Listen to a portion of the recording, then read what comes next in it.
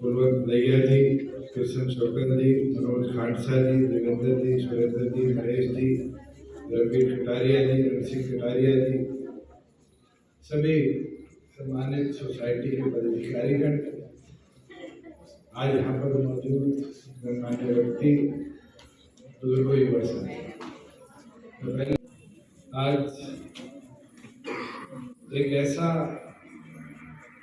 School चलाना, इसका मुख्य उद्देश्य मेरे और गरीब को शिक्षा के अंदर कैसे अग्रणी रखना है।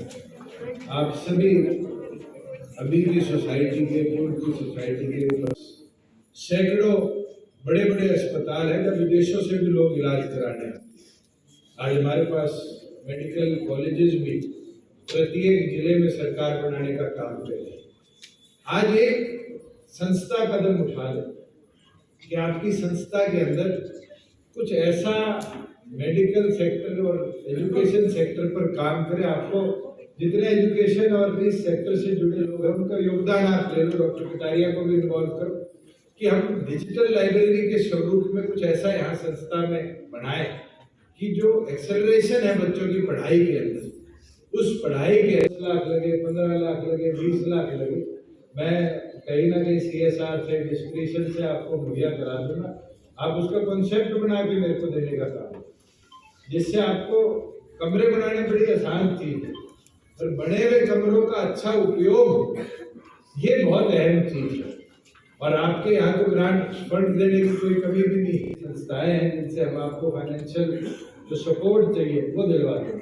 और मैं चाहूँगा कि आप प्रधान के तौर पर भी एक कमेटी 5-7 बुद्धिजीवी लोगों की बनाएं, जिसमें लाइब्रेरी का कॉन्सेप्ट केवल मात्र किताब ली, पढ़ाई करी और पेपर दे दिए ये ना।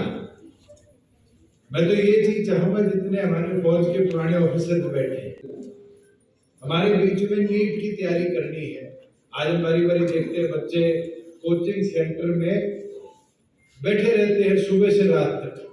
मेरे को तो राजस्थान में चुनाव में जाने का मौका मिला, कोटा सुनता था, अब जाके देखा कोटा से ज्यादा एजुकेशन का, पढ़ाई का ये बिजनेस जो है ये सीकर में शुरू हो गया। उससे बच्चे नहीं तैयार कर रहे, हम तो कंप्यूटर तैयार कर रहे हैं कि वे रट्टे मारो और पेपर दो, पास हो, बाद में भविष्य क्या होगा देखिए। मगर आप ऐसे समाज में रिटायर्ड लोग और लोगों को संस्था से जिनको जोड़ रखा है, अगर आप कोचिंग शुरू। चौटाला साहब, आपने भी हॉस्पिटलों की बात की थी।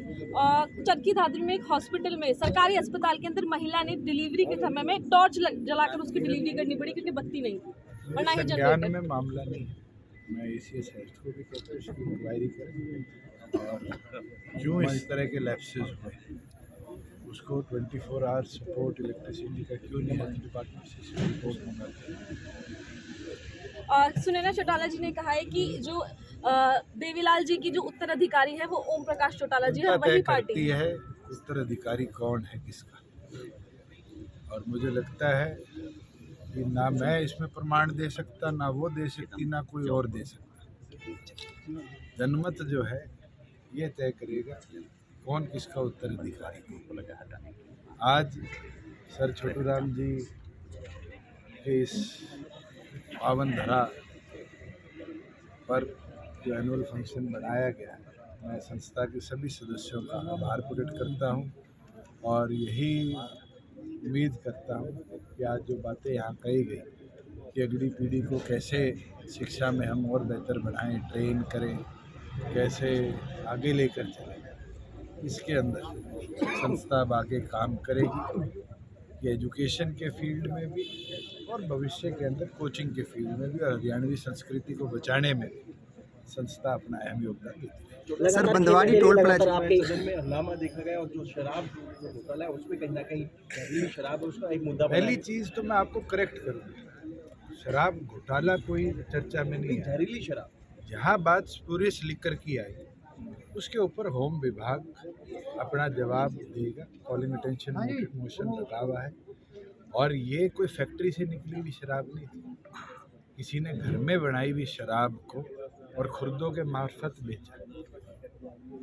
इसके ऊपर कई बार डीजीपी भी अपना वक्तव्य रख चुके हैं, होम मिनिस्टर भी रख चुके हैं, और मुझे लगता है जो आरोपी थे 19-20 सभी अरेस्टेड हैं, सबके खिलाफ सख्त से सख्त कार्रवाई। रोहतक में भूपेंद्र सिंह हुड्डा ये कह रहे हैं डबल इंजन की सरकार हरियाणा में है, लेकिन अब पोस्टों से जेजेपी गायब होती नजर आ रही है।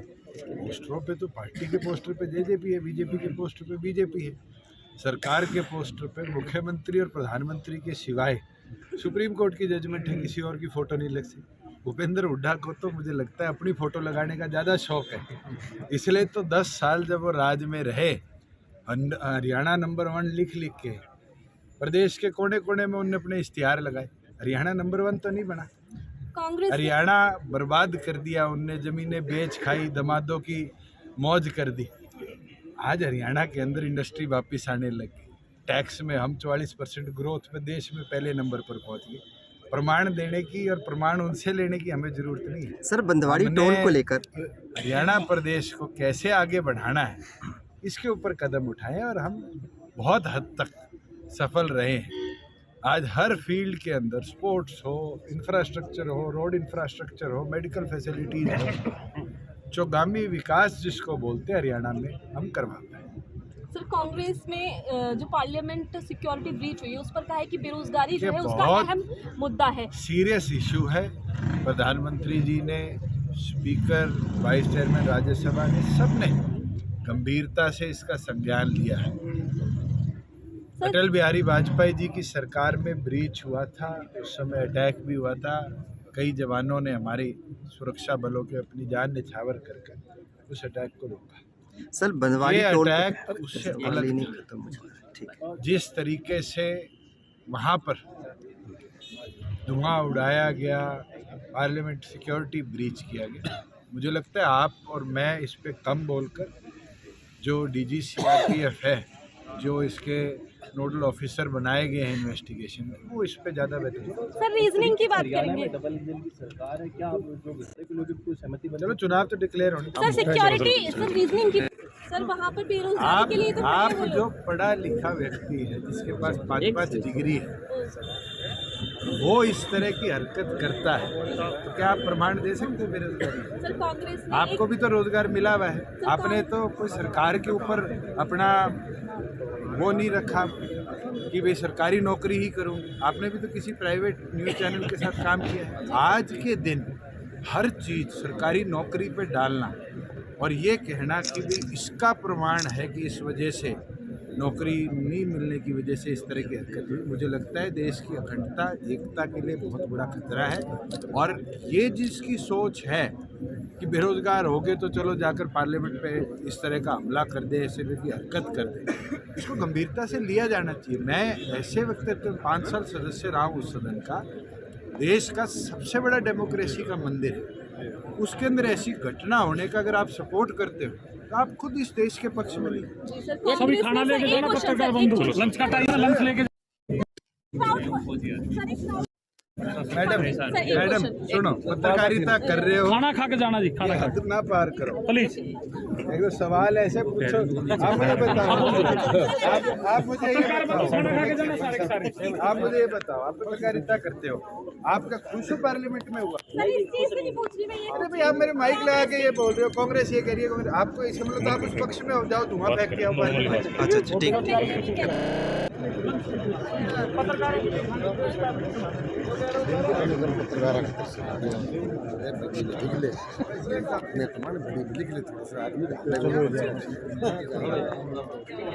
पाएंगे कोई नहीं निकालता, अगर ना निकाले तो ये लिखेंगे भी इतना ट्रांसफर से बाहर किया।